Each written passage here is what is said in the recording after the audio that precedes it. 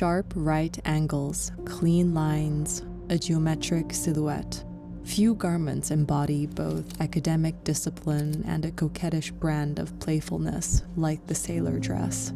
Today, I'm going to be sewing my own interpretation of this minimal icon. If the sea is a school, today I'm its pupil. Let's begin.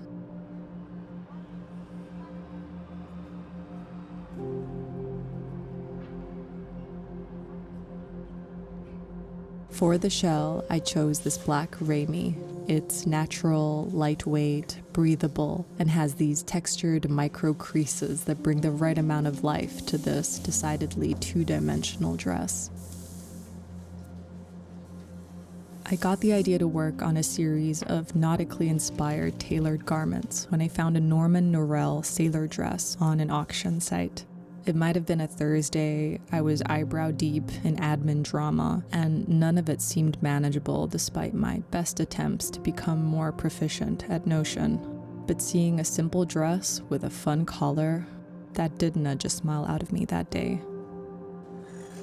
For this rendition of a sailor dress, I'm cutting out a center front, 2 back bodices, 2 side fronts, 2 side backs, 4 pocket bags, 2 collars, a front facing, 2 back facings, and 1 lengthy strip of glossy white fabric for the contrasting collar trim. I'm fusing interfacing to all collar and collar facing pieces, then with contrasting thread and a generously sized needle, marking notches the slow way so they won't rub off as easily. Seam allowances are traced along the neckline, armholes, and all vertical bodice seams. I'm preparing 2 lengths of bias tape for the center back seams and pre-pressing 1 edge of each tape to create a clean fold.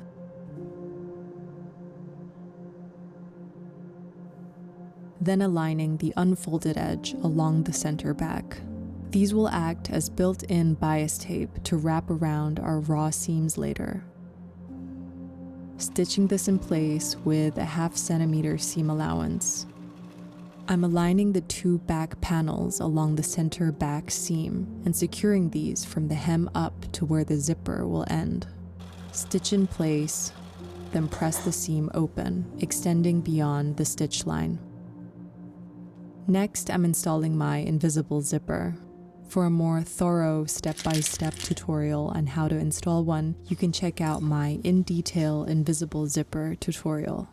A quick base to eliminate obstacles. Then, using an invisible zipper foot, I'm stitching as close to the zipper teeth as possible. Edges can be trimmed down, then neatly wrapped up with the built-in bias tape. This provides stability to each seam, subtle structure, and a clean interior finish.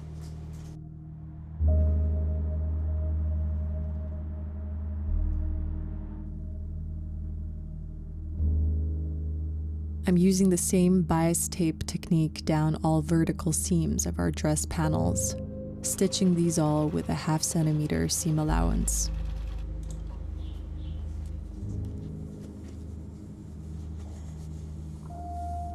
I'm attaching the side pockets to their respective panels.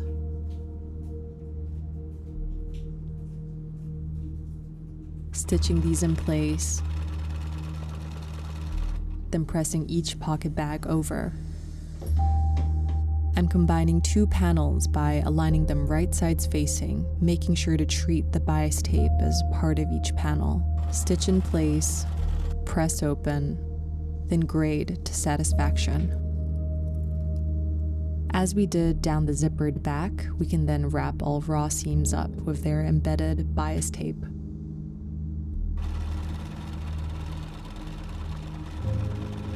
I'm giving all seams a reassuring press, tiptoeing to prevent any imprints on the front of the dress. And there we have our respective front and back panels.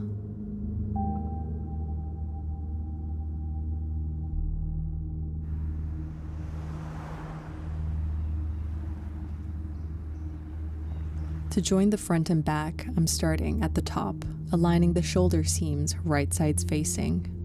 Stitching these in place, followed by a firm press open. Seams are trimmed down to taste, then wrapped up like precious little burritos. As we continue to work on this sailor dress, it's impossible not to insert a babble sesh dedicated to one of my faves, Norell, considered the American Balenciaga of the 20th century.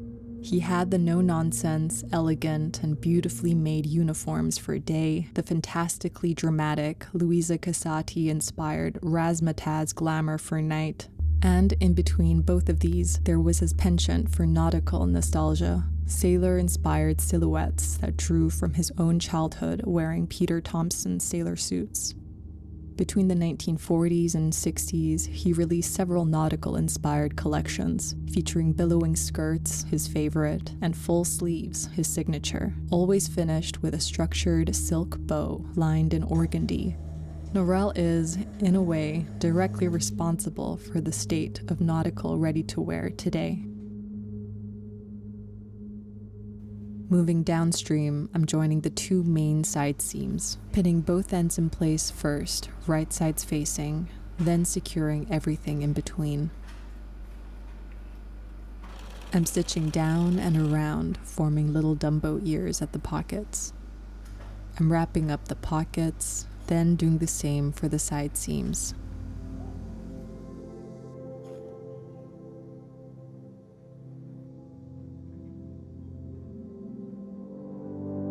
I'm prick stitching atop the pocket openings to keep the seams in place, taking care not to stitch the pockets shut by accident.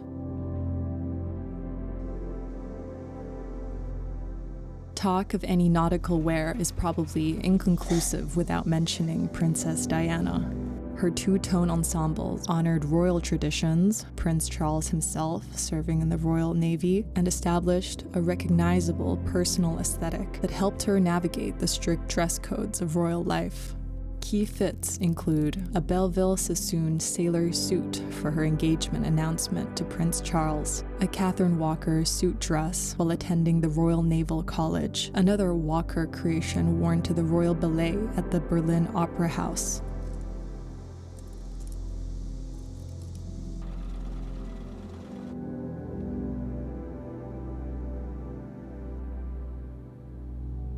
Now for the defining feature of our dress, the iconic square collar.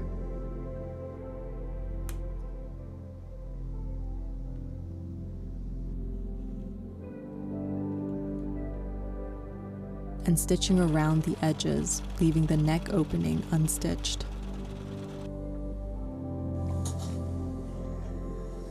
Then trimming each of the corners.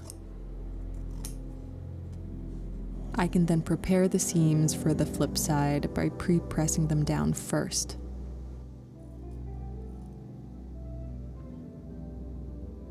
Before turning the collar right side out using the nearest pointy contraption available. To minimize any unfortunate resemblance to a pillowcase, I'm giving the whole situation a thorough press. Inspired by a few very decisive icons, I chose to go with one single bold outline around the collar, its square nature making it an ideal candidate for some quality mitering. I'm stitching down one edge at a time, stopping half a centimeter before the end, folding the binding upwards at a 45-degree angle, then folding the tape back down and securing it in place. I can then continue to stitch down this new edge, stopping again half a centimeter away from the end. Despite common myths, the number of stripes decorating a sailor collar don't symbolize anything specific. They simply exist to help sailors at sea be more visible for safety precautions.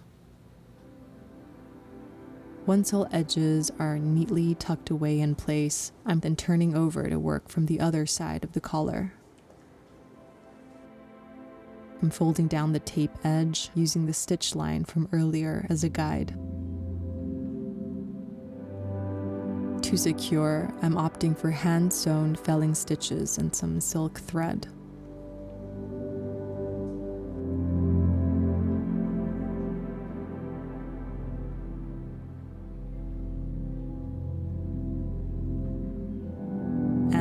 there we have a sharp little sailor collar. I'm positioning the square end of the collar along the front of our dress and the open edges at the back. Pin in place along the neckline. Then, at the machine, stitch it just shy of the actual seam allowance. For the facing, I'm unifying all pieces into one unit, trimming the corners, and binding around the outer edge. I can then position the facing right side down along the neckline, sandwiching the collar in between and stitching all around.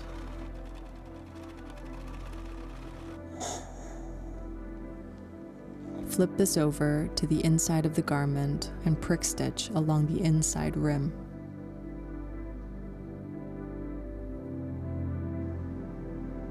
Around the armhole openings, I'm attaching bias tape all the way around.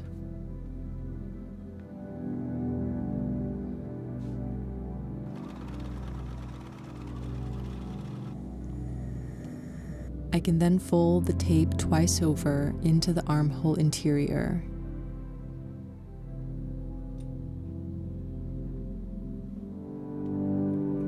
Then stitch down by hand.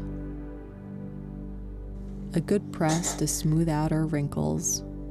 Then a second round of hand stitches, this time prick stitches along the outside rim to keep things from shifting.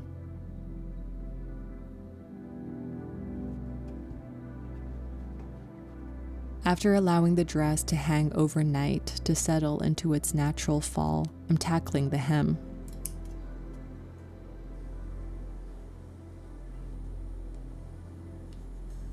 With the hem folded and ready, I'm basting it in place all around. Then, finally, applying a catch stitch all along the inside to fix it in place. I can then remove these temp threads to reveal our finished hem. All there's left to do at this point is a final press, and we are done.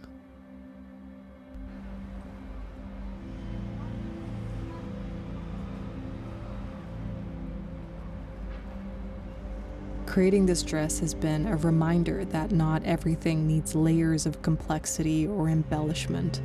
Often, the most satisfying projects are those that distill an idea to its essence, creating a challenge for you to figure out where to insert your own signature.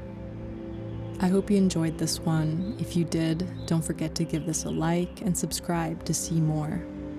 Take care, and I'll see you in my next one. Bye!